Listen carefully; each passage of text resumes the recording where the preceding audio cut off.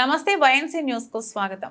సహృదయ మిత్రమండలి ఆధ్వర్యంలో స్థానిక శ్రీ సూర్యరాయ గ్రంథాలయంలో గత 2 వారాలుగా నిర్వహించబడుచున్న ఉచిత వేసవి శిక్షణ తరగతులు నేటితో ముగిశాయి. చక్రధర్ ఎడ్యుకేషనల్ వెల్ఫేర్ సొసైటీ అధ్యక్షులు శ్రీ వెన్నప్పు చక్రధర్రావు ఈ కార్యక్రమానికి ముఖ్య అతిథిగా హాజరయ్యారు.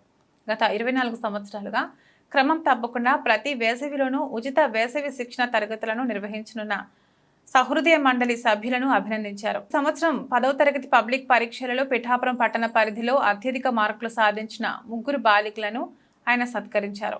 పిఠాపురం మున్సిపల్ బాలికోన్నత పాఠశాలలో విద్యను అభ్యసించి 584 మార్కులతో ప్రథమ స్థానంలో నిలిచిన జి మహాలక్ష్మిని, 582 మార్కులతో ద్వితీయ స్థానంలో నిలిచిన అదే పాఠశాలకు చెందిన డి తేజో అమృతను, 579 మార్కులతో తృతీయ స్థానంలో నిలిచిన బాదం మాధవరావు, బాలికోన్నత పాఠశాలకు చెందిన ఎం అఖిలను, వారి తల్లిదండ్రులను, ఆ పాఠశాలల ప్రధానోపాధ్యాయులను సత్కరించి విద్యార్థులకు నగదు బహుమతి అందజేశారు. సహృదయ మిత్ర మండలి పెద్దలకు, ఉపాధ్యాయులకు, తల్లిదండ్రులకు, పిఠాపురం పుర ప్రజలకు, విద్యార్థులకి అందరికీ నమస్కారాలండి. ప్రతి సంవత్సరం లాగానే ఈ సంవత్సరం కూడా సహృదయ మిత్ర మండలి ఆధ్వర్యంలో ఉచిత వేసవి శిక్షణ తరగతులు ప్రారంభించారండి. మే 1 నుంచి ప్రారంభించడం జరిగింది. ఈ కార్యక్రమంలో భాగంగా విద్యార్థులకు ఇంగ్లీష్ గ్రామర్ మరియు స్పోకెన్ ఇంగ్లీష్, అలాగే పాటలు పాడడం, సంగీతం,